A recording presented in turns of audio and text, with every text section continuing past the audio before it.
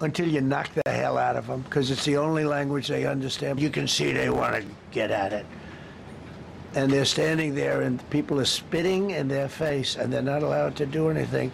But now they are allowed to do whatever the hell they want.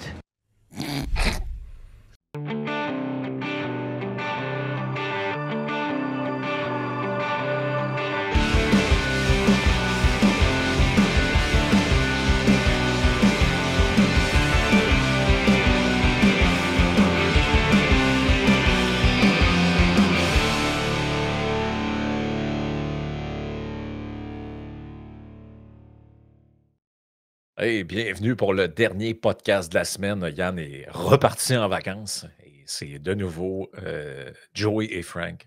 Je suis poli, je te mets en premier. Et de toute façon, Frank et Joey, ça sonne mal. Fait que, ça va être Joey. Bah, moi j'aime ça. Ouais, ok, bon. Un ouais ou l'autre, ça me dérange pas. Là.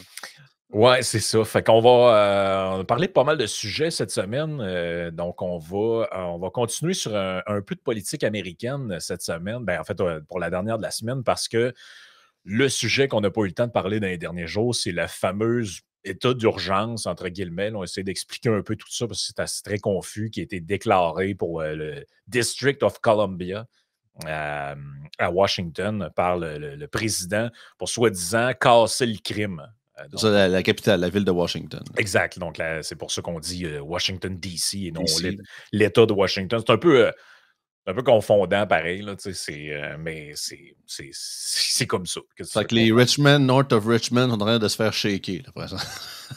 Ouais, c'est ça. Et tout ça, bon, se déroule un peu sous le fond d'un autre dossier, là, je te dirais. Là, c'est ce qu'on va suivre aussi dans les prochains jours, ce qu'on a parlé lundi avec le prof Caron. Là, donc, il y a un article dans le Figaro là, qui parle de ça. Là, donc, c'est au moment où on se parle, là, Poutine s'adressait à la presse en Russie et saluait les efforts du président. Bon, tu vois, c'est ça, les dernières nouvelles qu'on avait. Le président russe Vladimir Poutine a salué les efforts sincères des États-Unis pour tenter de mettre fin au conflit en Ukraine à la veille du sommet en Alaska. Donc, le sommet de l'Alaska où le président Trump et le président Poutine vont se rencontrer. On dit qu'il y aurait, si ça se passe bien, une deuxième rencontre dans laquelle serait convié Zelensky. Est-ce qu'il va accepter d'y être? Donc, Zelensky, en ce moment, il est à Londres. Il est allé se faire probablement donner un chèque par Keir Starmer. Donc, c'est un peu toujours ça. Là. C'est comme une genre de tournée de levée de fonds, en fait. Là. Lui, alors, lui, ça n'a jamais arrêté depuis quelques années. Là. On comprend, là, son pays est en guerre, là, mais Chris... C'est le Begging World Tour depuis quelques années. Ça n'arrête pas, là. On dit aussi, garde, la Russie et l'Ukraine ont échangé ce jeudi 84 prisonniers de guerre, a annoncé le ministère russe de la Défense. 84 militaires russes sont revenus du territoire contrôlé par Kiev. En échange, 84 prisonniers des forces armées ukrainiennes ont été remis. Ça, c'est quand même des bons signaux qui sont envoyés. Là, quand tu fais ce genre de move-là, ça... Faut pas partir en peur. Je ne suis pas en train de dire qu'il y a une paix qui va être signée dans les prochains jours. C'est pas ça que je dis. Il faut juste pas trop s'énerver. Mais ce que je dis, c'est que c'est quand même des bons signaux, normalement. Quand il y a des échanges d'otages, ce genre de trucs-là, c'est quand même un pas pire signe. Fait que ça, on va suivre ça. On va éventuellement en reparler la semaine prochaine parce que le sommet a lieu demain. Fait que ça va être intéressant de le savoir. Toujours des trucs qui arrivent le vendredi. Hein. On dirait que c'est synchro pour ça. Hein? C'est un peu ça. Écoute, avant qu'on aille plus loin dans l'histoire de DC, je vais remercier quelques commanditaires qui sont toujours fidèles au poste. Nos amis de Ranch Brand, évidemment, pour avoir vos vêtements de country numéro 1 au Canada. Utilisez le petit code promo au bas de l'écran, le fameux Yann10, Yann avec un I. Je sais que même si ça fait 40 ans que c'est écrit Yann avec un I partout. Il y a encore une personne sur deux qui écrit Hey, Yann, Y-A-N. Mais ChatGPT, il marque souvent Yann avec deux N. Fait qu'imagine. Deux N, OK. Y-A-N-N. OK, bon, ça, c'est une autre affaire. Mais c'est ça. Sinon, le code, il ne marchera pas. Fait que c'est ça. Ensuite, la gang de TLF Dessin pour tout ce qui a rapport avec le dessin industriel, les plans 3D. Si vous allez faire un tour sur leur site web, il y a bien des affaires dans le domaine de la construction. C'est vraiment intéressant. Donc, allez voir ça si vous êtes dans le domaine de la construction. Je pense qu'ils ont quelque chose qui peut vous aider. Ils ont travaillé sur des gros projets, notamment le pont Champlain.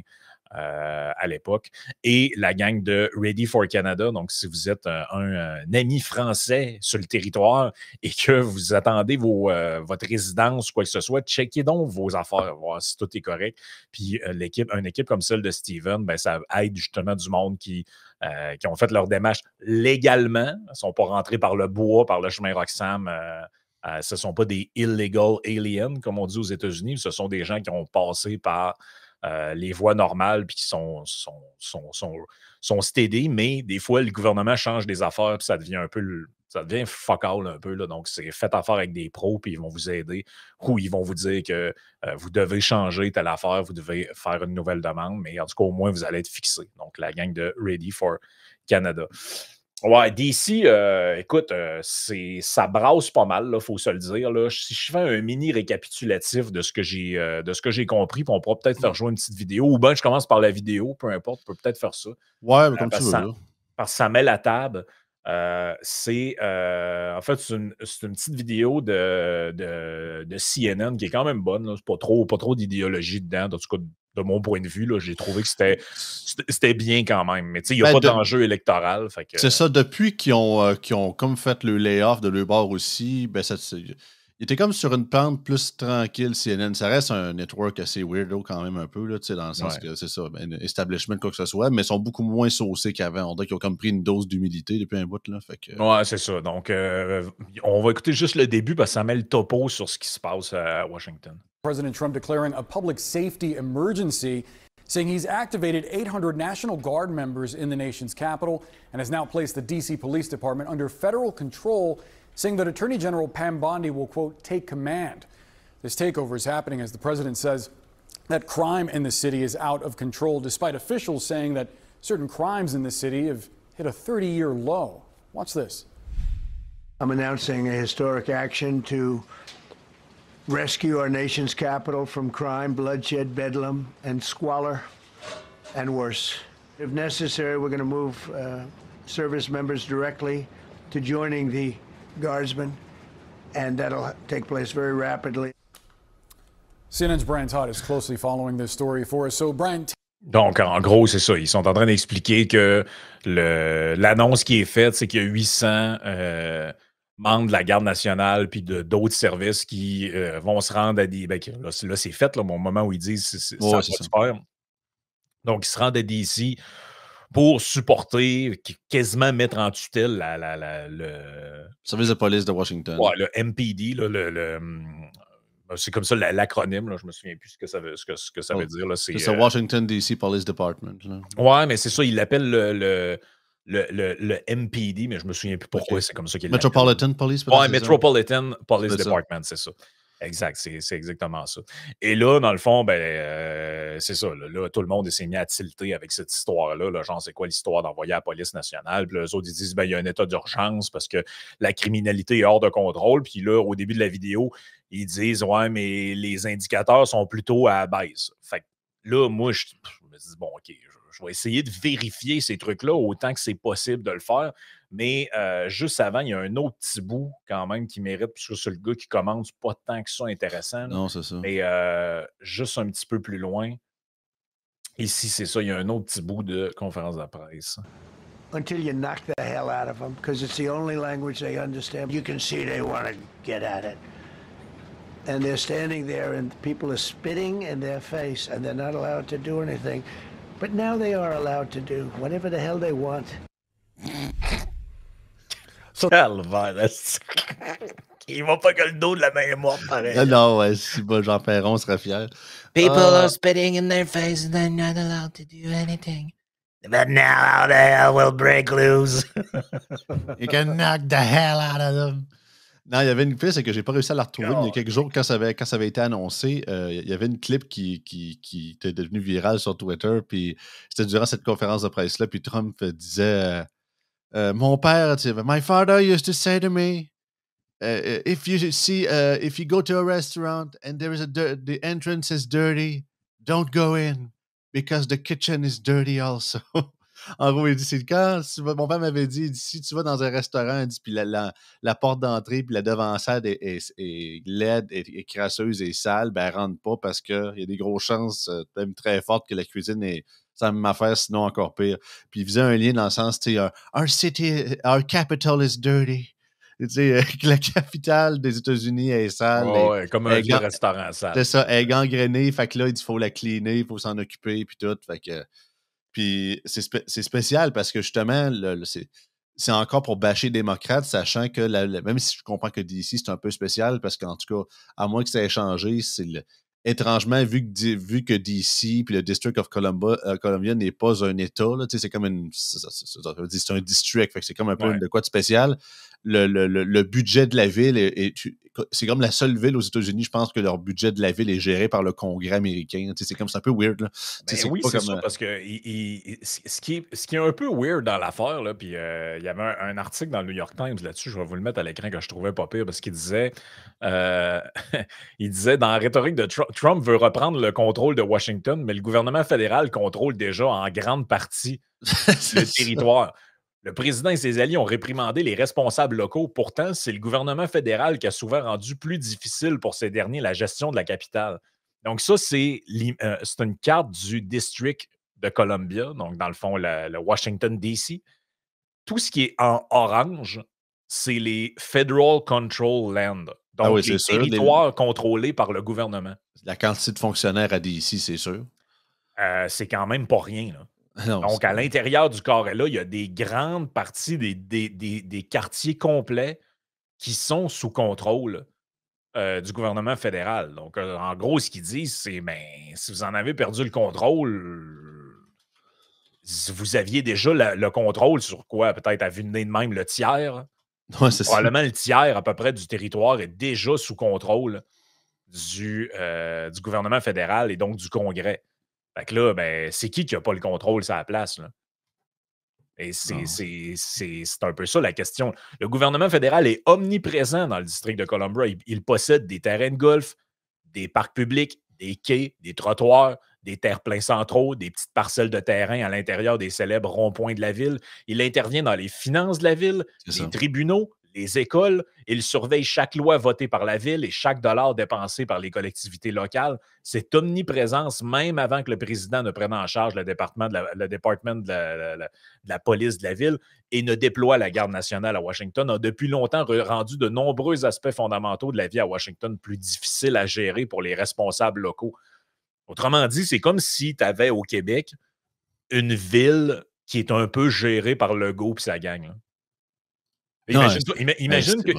Imagine que Québec, mettons, tu as Bono Marchand qui est maire, mais tout le secteur de la colline parlementaire, le secteur de Saint-Sacrement, tout ça, le secteur de la Haute-Ville, tout ce qui va, mettons, du Château-Frontenac jusqu'à l'Université Laval, à peu près. Là. Tout ce secteur-là est géré par le gouvernement du Québec ou à peu près. Puis là, s'il y a plein de sans-abri et de drogués qui se promènent dans ces rues-là, puis le gouvernement dit, ben là, il va falloir mettre la ville sous tutelle, là, ils ne sont pas capables de se gérer. Là, tu te dis, ouais, mais d'après moi, ça ne marchera pas, je pense. D'après moi, il y a quelque chose qui marche pas là-dedans. C'est le jour de la libération à Washington. Il y en a plusieurs des jours de la libération. Hein. C'était ceux-là des tarifs. Là, c'est ceux a déclaré le président lundi, annonçant son intention de sauver la ville des criminels sanguinaires, des jeunes errants, des gangs violents et des sans-abri. Nous allons reprendre notre capitale. C'est ça. Mais en réalité, la capitale est depuis longtemps contrôlée à bien des égards et dans des moindres détails avec des conséquences considérables, dont une partie touche la justice pénale et la qualité de vie par le gouvernement fédéral. Ah non, c'est un cas spécial d'ici. C'est assez weird. C'est un cas Je suis loin d'être convaincu, c'est une bonne idée, moi, que le gouvernement fédéral gère une ville. Là. C'est. Ou carrément, tu dis que c'est plus une ville et que c'est un territoire du fédéral, point barre. Puis à ce moment-là, ils s'arrangeront avec le shit puis ils en prendront la pleine responsabilité. C'est toujours ça le problème quand tu as des niveaux, des paliers de gouvernement différents impliqués dans des affaires, c'est que tout le monde fout le bordel puis c'est jamais de la faute de personne. Parce que là, tu sais, dans le fond, il y en a un département de la police là-bas qu'on a nommé tantôt. Là. Mais Chris, ils sont mis comme sous tutelle. On va envoyer la garde nationale. OK.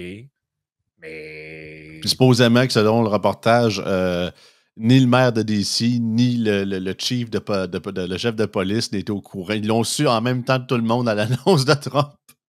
Ben, c'est ça. Et ça, mettons, dans un premier temps, la mairesse s'est montrée relativement d'accord. Je vais vous montrer ça dans un instant. Ouais, ça, c'était dans un article du New York Post. Je vais vous le montrer ici. DC Mayor Muriel Bowser. Hey, eux autres, leur site, c'est-tu de la merde? Bowser. Puis là, écrivez-moi pas pour dire, mais un adblock, j'en ai un. Il y en a tellement là-dedans que il fournit plus, je pense. Mais les autres sites, c'est pas pire, là, mais eux autres, le site, c'est de la cochonnerie. Donc, le DC Mayor Muriel Bowser backtrack on support for Trump National Guard deployment, label it an authoritarian push. Donc, dans un premier temps, ça, regarde, she reversed her take on President Trump. Parce que dans un premier temps, elle était à la conférence de presse, puis là, elle a dit oui, mais c'est vrai qu'on a des problèmes, puis surtout à cause de, ils appellent ça le post-COVID surge. C'est que dans le fond, tout ce qu'on a dit qu'elle allait arriver, puis on se faisait dire qu'on était des débiles mentales. Là. Mais tu sais, pendant la pandémie, quand on fait des lockdowns, puis tout ça, nous autres, on disait ça va créer, ça va augmenter la criminalité, ça va radicaliser du monde parce que là, ils vont le fait de ne pas pouvoir bouger puis le fait d'être enfermé, ça augmente tout ce qui est troubles cognitifs puis tout ça, ça renforce le monde interlope, entre guillemets. C'est ça, plus de monde au niveau de la pauvreté aussi. Plus de monde dans la pauvreté, plus de monde dans la rue. On se faisait dire que c'était pas vrai, que tous les indicateurs étaient ouverts. Finalement, ben là, aujourd'hui, ils nous disent que l'augmentation de la criminalité dans certaines places, c'est dû à la COVID, c'est pas de notre faute. Mais la COVID, c'est pas de notre faute. C'est l'excuse, mais que. Pas mal vous autres là, qui avez fait les confinements. Là. Je veux dire, c'est pas moi qui a décrété ça. Là. Non, c'est ça.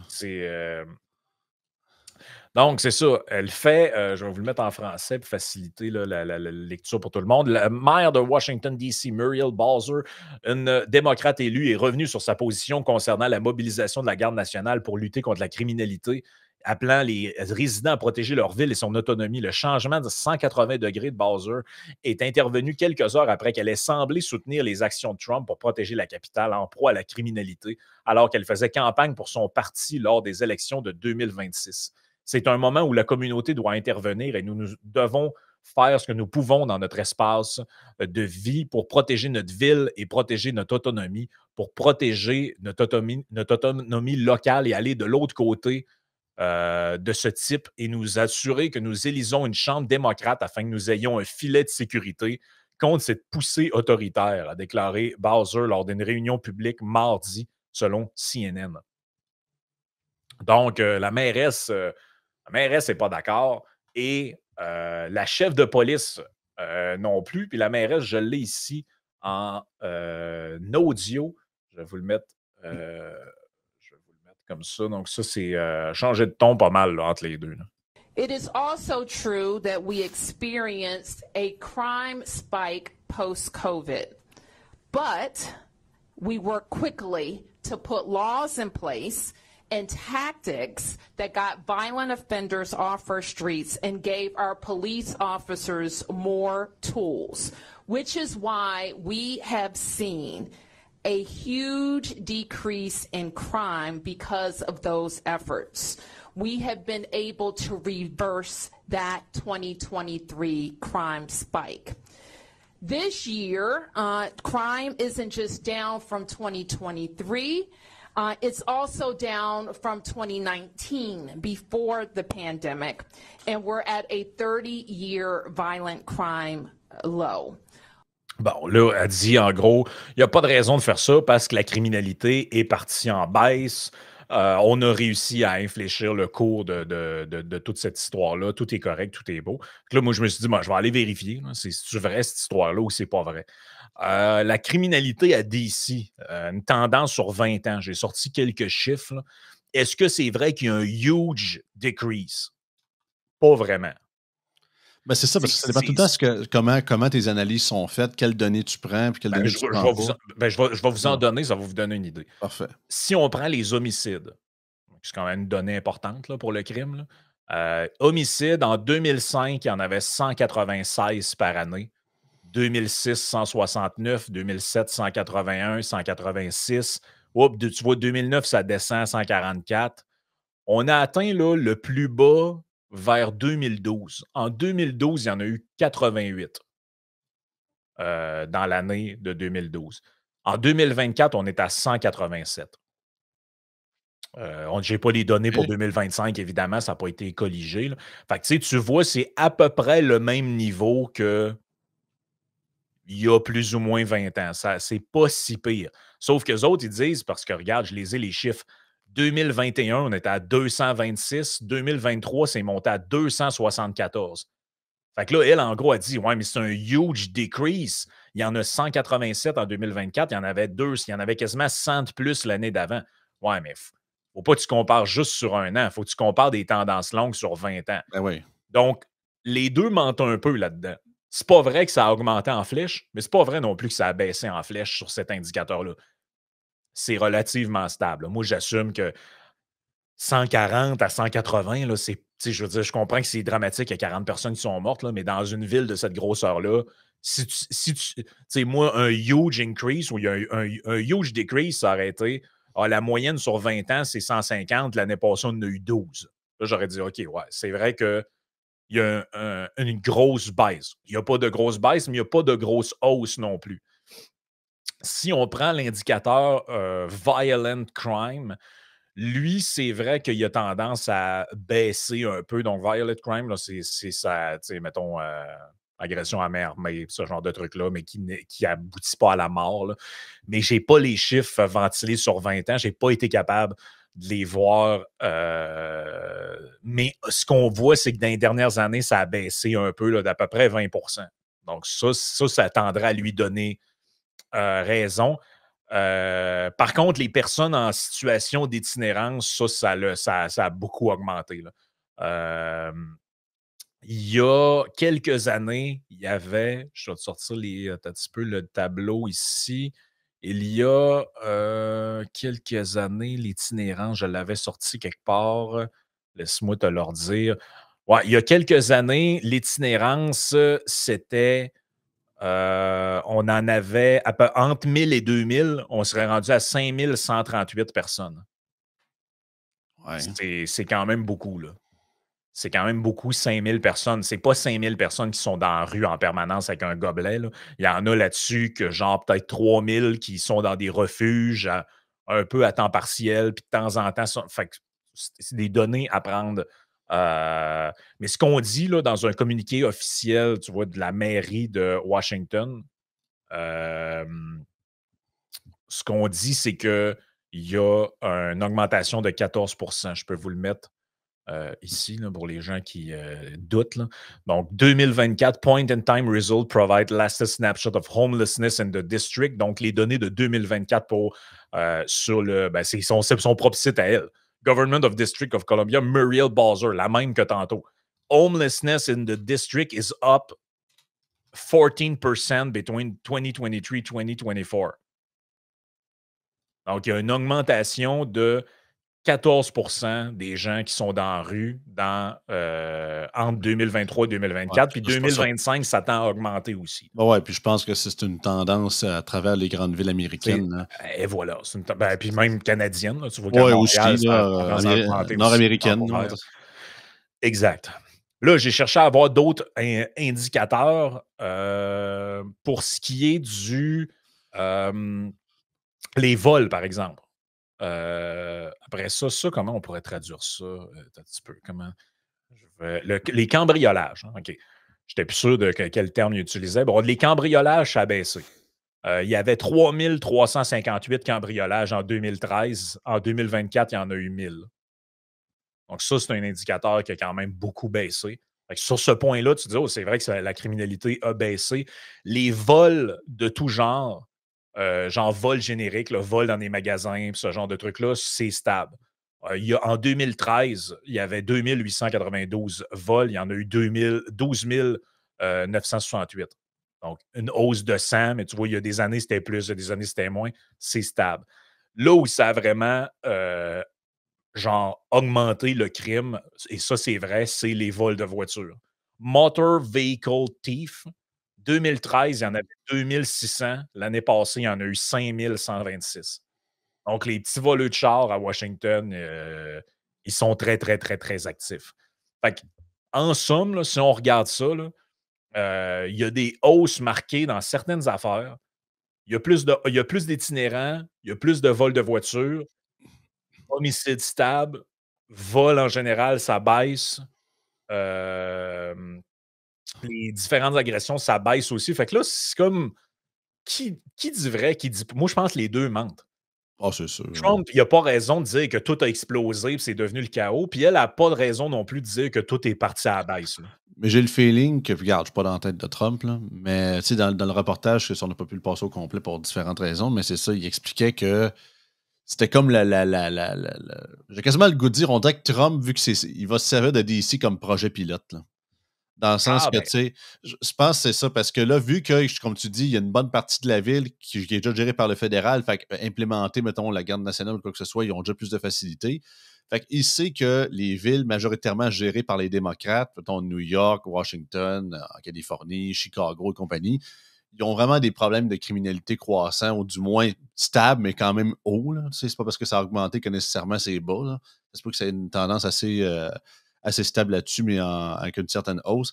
Puis j'ai le feeling qu'il va commencer avec DC, puis s'il réussit son coup, il risque de faire du copier-coller à différentes places. Là.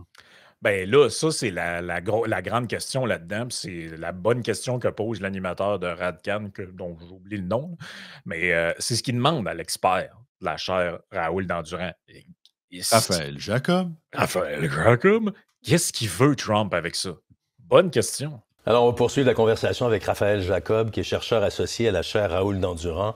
Raphaël, bonsoir. Bonsoir. Ma première question, c'est où s'en va Donald Trump avec tout ça? Quel est son objectif en prenant le contrôle de la capitale américaine? C'est la question peut-être en fait la plus difficile à laquelle répondre parce que personne ne peut vous dire exactement où est-ce que ça s'en va et comment ça va se terminer parce qu'on évoque déjà la possibilité, dépendant de ce qui se passe dans les prochains jours, les prochaines semaines, que ça fasse des petits ailleurs aux États-Unis. On parle de villes, par exemple, comme Chicago, on pourrait potentiellement, hypothétiquement, déployer les forces fédérales également. Donc, c'est très dur à dire. Et il y a la dimension temporelle aussi de la chose, c'est-à-dire là, on parle d'un état d'urgence selon le président et son administration. Donc, est-ce qu'on parle de 14 jours, 30 jours? Si oui, qu'est-ce qui se passe après ça? Donc, c'est extrêmement incertain. Encore une fois, est-ce qu'il y a des précédents?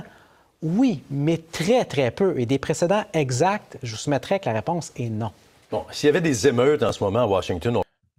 Bonne question. Réponse très évasive et on ne le sait pas trop. Moi, j'en ai une à vous soumettre. Ton point est bon. Mais j'ai un autre point. Moi.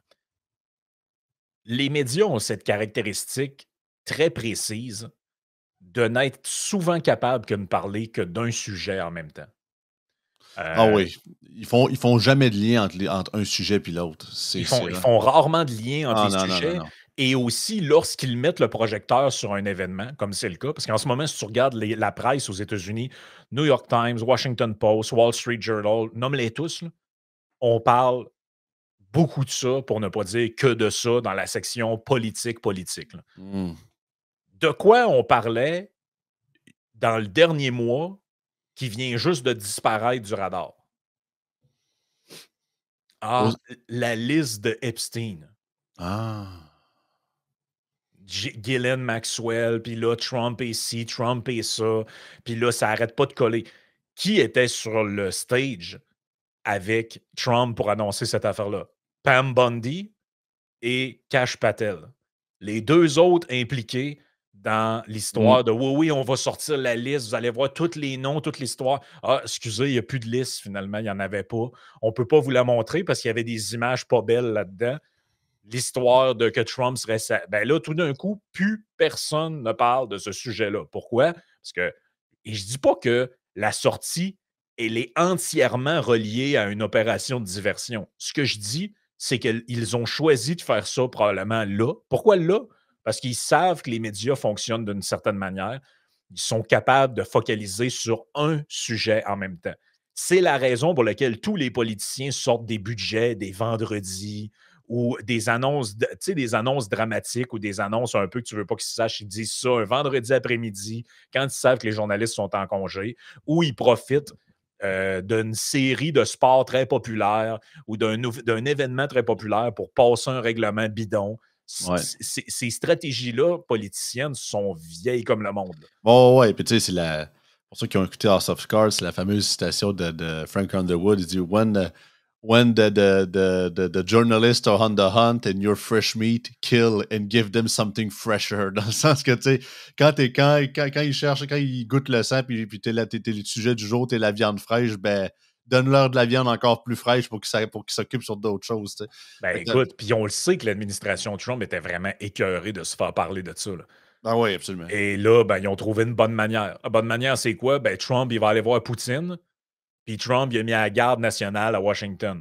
Ben, là, les journalistes sont comme, hey, ouf, là, il y a 2 affaires qui se passent en même temps. Faut que je parle de ci, faut que je parle de ça. Puis dans tout le processus, ouais, c'était quoi qu'on parlait déjà avant? Ah ouais, ouais, là, ça, c'est fini. Le sujet est en train de s'épuiser. Et ils savent aussi une chose. On va passer cette dernière intervention-là avant qu'on aille sur Patreon parce que je la trouve très pertinente. Ah oui, juste ça, 2 dernières affaires. Même Joe Scarborough dit à MSNBC qu'il trouve qu'à DC, c'est pas safe. Il ne sent pas tant bien que ça.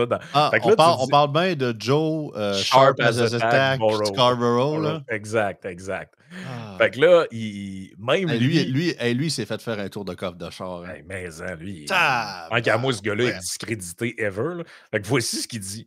You can walk 40, 50, 60 blocks in Manhattan at 2 in the morning and feel safe. And yet in Washington, D.C., I've got friends that worked in the Biden White House. I have friends that work in the media that say they don't feel safe walking 3 blocks in Washington, D.C. Why can't Washington be fixed, despite what the crime numbers say? Because people aren't feeling it. You know, often it's the perception of being safe or unsafe that affects cities. And I think that's what's happened in Washington, D.C. Washington, D.C. has 3,400 police officers. They're undermanned. The National Guard will provide a presence. And sometimes that's all you need to clear a block or clear a person's mind that it's okay to walk that block. Police presence or the symbols of police presence. So we'll see how it goes. Okay, en gros, c'est ça. Il dit, là, moi, j'ai des amis qui étaient dans l'administration Biden. On peut quasiment dire que lui, il l'était d'une certaine manière avec le relais qu'il faisait. C'était une partie du gros bras médiatique des démocrates. Là. Exact. Et lui, il dit, même ces gens-là me disent, je suis capable de marcher le soir à New York dans plein de quartiers, puis à Washington, je me sens pas en sécurité. Comment ça? Et là, le gars, il dit, ben, c'est pas nécessairement que c'est plus sécuritaire à New York qu'à Washington ou qu'à Chicago, mais c'est que les gens ont une perception de ne pas être en sécurité. Frank, c'est carrément le même modus operandi puis la même logique que, vous allez dire que je change de sujet, mais avec le troisième lien. Ah, mais selon les études, il y a moins d'embouteillages et de trafic que les autres années.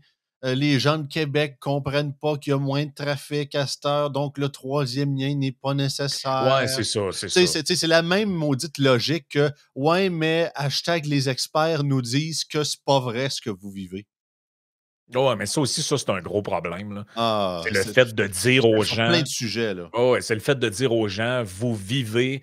Ben, puis on l'a un peu en ce moment avec la météo, c'est un peu le même sujet. La météo / climat. Là. C'est qu'il y a plu littéralement tout l'été, à part les 2-3 dernières semaines. Mais de mai, entre ce que les gens appellent l'été, là, je sais que c'est pas l'été avant le 24 juin, là, mais vous comprenez ce que je veux dire. Ouais. Du moment qui est supposé faire à peu près chaud, là, genre fin du mois de mai, jusqu'à la fin du mois de juillet, il y a littéralement plu 1 journée sur 2. Et là, tu as des articles de journaux nous disant que c'est quasiment l'été le plus chaud et le plus sec qu'on a jamais eu en 55 ans. Là, les gens sont comme Chris, parce que mon sous-sol a été inondé, esti. Tu comprends? Oui, mais ce que vous vivez, c'est pas ce que vous vivez pareil. Non, c'est ça. Fait qu'il y a un peu de ça. Mais justement, je vais conclure avec ça parce que je trouve que la clip est vraiment bonne. Charlie Kirk était sur CNBC invité dans un genre de... Ils appellent ça le Squawk Box. Là, c'est comme un genre de débat. Un genre de petit segment débat qu'ils font. Il est partout. Il a été à la Oxford Union il n'y a pas si longtemps pour bâcher après les British. Puis non, il arrête jamais de Charlie Kirk. Il est partout. Tu sais, moi, pas tout le temps, je l'ai dit souvent. Je suis pas souvent. Non, c'est ça, c'est ça. Je suis pas souvent, mais je suis souvent Je suis souvent d'accord et souvent pas d'accord avec ses interventions, surtout quand ça vire en Jesus love you. C'est ça. Quand il mélange des analyses politiques puis des versets bibliques, c'est là qu'on décroche. Ouais, c'est ça. Là. Moi, les histoires dans le Lévitique 22-14, la chèvre dit un. Non, moi, je décroche bien raide. Mais là, il dit de quoi qui est intéressant là-dedans? Parce que ça parle un peu de ce sujet-là. Mais il dit. Le problème, là, c'est que maintenant, les gens ne croient plus à rien. Pourquoi? Parce que vous les avez bullshittés pendant des années. Puis là, il s'en va lui dire ça en pleine face sur le plateau. C'est quand même assez délicieux, merci. Donc, voici la petite clip. In a post-COVID world, I'm just an idealist to believe that we can... Hold on, Andrew. You're not the left. You're not intolerant. You know where I'm going with this. Yeah. We did not receive any apologies from the ruling class that lied to us repeatedly during COVID. The lockdowns, the efficacy of the vaccine, the mask mandates, school closures, and we just act as if it didn't happen. And I don't think the American ruling class understands the undermining of their credibility that happened when the entire country had their lives thwarted, especially young people. We're just supposed to reopen the country and be like, well, why don't you trust us anymore? Well, it's because, the Hunter Biden laptops, Russian disinformation, 50 intel operations signed this letter. No, and I'm making a good point here because there was no contrition That's just one example. And again, I could go one after the other. No. I would say that actually COVID, to me, I mean, this is actually generational, is actually very much like the 2008 crisis in a way. Okay, that spawned Occupy Wall Street. This has sort of spawned a different sort of political Do you want to do Russia collusion? Do you want to do the laptop? Do you want to do... I mean, take your pick on the way things are covered in this country. All I'm suggesting, though, is this full-on, constant relitigation of what took place in the past as opposed to a clear-eyed view of what's happening now. I would just interject respectfully that it's not just First of all, no one was held accountable, largely for what happened. That's why I said it's sort of like 2008, because a lot of people thought all those bankers were supposed to go to jail, frankly. Well, and honestly, there should have been, I think there should have been some administration of justice. That's a separate issue. I was young at the time. I can only speak about what we're living through now. And a lot of the COVID injustices we are still seeing today with younger people and their ability to own homes, with the inflation that President Trump is trying to fix that was inherited by Joe Biden. So what I'm getting at, and I know a lot of the C-suite of America watches this program, they might understand where is this populist fervor coming from, is that you have missed the mark on so many of the core proclamations you made to the American people. Explain to me. On pourrait, peux-tu te traduire brièvement ce qu'il a dit, juste pour les gens? Là? C'est ça. En gros, il explique principalement que c'est ça. C'est depuis la période COVID, autant que l'autre journaliste essaie de faire un lien avec la crise de 2008 en disant que c'est pas mal similaire. C'est que, premièrement, il n'y a eu aucune justice, la majeure partie, dans le sens que, tu sais, il y a quasiment personne qui a perdu sa job au sein de la classe médiatique. C'est ça de ruling class, mais ça inclut la classe politique et la classe médiatique là-dedans, à quantité de bullshit et de mensonges qu'il y a eu sur l'efficacité des vaccins en premier lieu, les lockdowns, ça, sans compter tout ce qu'il y a eu, tu sais, les Russiagate, l'affaire du laptop de Hunter Biden. La santé de Joe Biden. La santé de Joe Biden, sharp as attack, on vient de voir Joe Scarborough, tu sais. Fait que les gens sont rendus, la classe moyenne, la classe travaillante américaine, même occidentale en général, là, est rendue à bout et elle vous trosse plus parce que vous les avez tellement menti d'en face, mais il n'y a jamais eu un instant. Une des rares places dans le monde où c'est que c'est arrivé que les médias ont fait des excuses publiques. Je pense qu'on avait parlé il y a au-dessus d'un an et quelques. Je pense que c'était au Danemark. Il y avait comme un genre de média local qui avait un des rares mondialement parlant qui s'était officiellement excusé auprès de sa population par rapport à ce qu'ils ont fait. Puis pour vrai, on a le même discours au Québec. Beaucoup de gens prennent ça en exemple, mais la chronique de Mario Dumont sur réouvrons Gagnonville, puis envoyons-y les non-vaccinés. Il n'y a jamais eu d'excuse pour ça. Là. Vous allez dire que mais Martineau, il s'est pseudo-excusé. Tout le monde fait comme c'est ça son point. Il dit au début, c'est ça. We act like nothing happened. Toutes des vieilles histoires, ça. Là, mais c'est exactement ça. Au Québec, ça a été comme ça. Là. On fait comme si tout ça n'était jamais arrivé. et que c'est comme une genre de parenthèse de l'histoire, là, puis ça n'arrivera plus. Puis On était juste dans nos maisons de couple pendant à peu près un an et puis demi, puis ça finit là. puis on vous a bullshité tout le long de cette période-là en disant tout puis n'importe quoi, tout puis son contraire, mais faites-nous confiance, on vous bullshit plus maintenant. Ouais, nous sommes neutres et indépendants. Mais c'est la fameuse phrase « Je t'en veux pas parce que tu m'as menti, je t'en veux parce que je pourrais plus te croire. Ouais, exactement. Ben, c'est ça l'affaire. C'est que là, on est dans un bon exemple de ça. Trump arrive, dit la ville, ben là, on n'a pas le choix, il faut faire ci à cause de ça, ça, ça. La mairesse dit le contraire, le chef de police dit d'autres choses. Puis les gens regardent ça et sont comme, c'est tous des menteurs. Puis ils n'ont pas totalement tort. C'est ça le problème. C'est que tout le monde joue avec la vérité, arrange ça comme il veut. Un dit que c'est telle affaire, l'autre dit que c'est l'autre. Puis à un moment donné, ben, il n'y a juste plus de confiance là-dedans. Fait que, ben, écoute, c'est comme la fameuse citation que j'aime bien dire souvent, la confiance se gagne en gouttes et se perd en litres. Fait que, ouais, c'est ça, exact. C'est exactement ça. Joignez-vous à nous pour la partie Patreon, encore pas mal de sujets à jaser en cette fin de semaine. Écoute, imagine-toi donc, le front page de Radio-Canada, c'est pas des jokes. Le premier article sur le site, en gros, là, en avant aujourd'hui, dans ce média d'État très important, c'est la difficulté des femmes à avoir leur page sur Wikipédia.